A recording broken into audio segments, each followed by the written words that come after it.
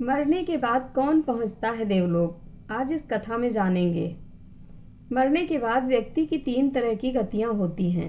Number 1 ऊर्ध्व गति, number 2 स्थिर गति और नंबर 3 अधोगति। व्यक्ति जब देह छोड़ता है तब सर्वप्रथम वह सूक्ष्म शरीर में प्रवेश कर जाता है। सूक्ष्म शरीर की गति के अनुसार ही वह भिन्न भिन्न लोक में विचरण करता है और अंत में अपनी गति अनुसार ही पुनः गर्भ धारण करता है। आत्मा के 3 स्वरूप माने गए हैं। नंबर 1 जीवात्मा, नंबर 2 प्रेतात्मा और नंबर 3 सूक्ष्म आत्मा। जो भौतिक शरीर में वास करता है उसे जीवात्मा कहते हैं। जब इस जीवात्मा का वासना में शरीर में निवास होता है तब उसे प्रेतात्मा कहते हैं। तीसरा स्वरूप है सूक्ष्म स्वरूप।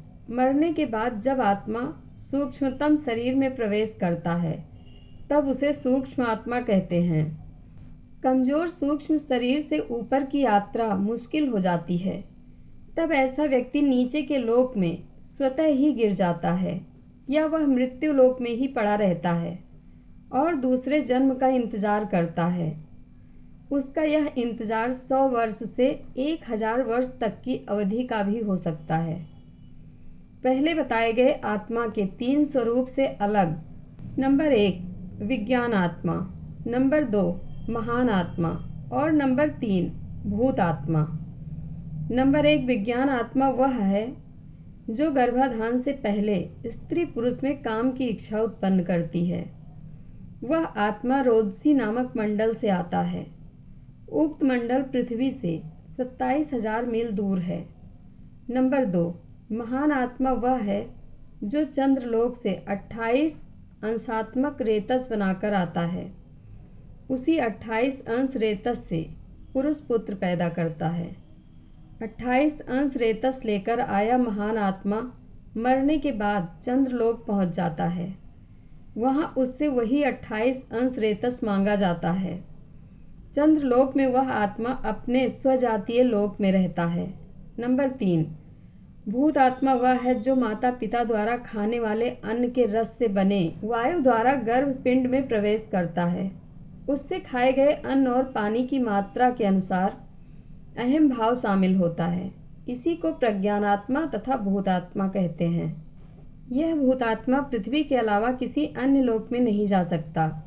वह लोग जो जिंदगी भर क्रोध, कलह, नशा, भोग, संभोग, मांस भक्षण आदि धर्म विरुद्ध नीति कर्म में लगे रहते हैं, मृत्यु के बाद उन्हें अधोगति प्राप्त होती है।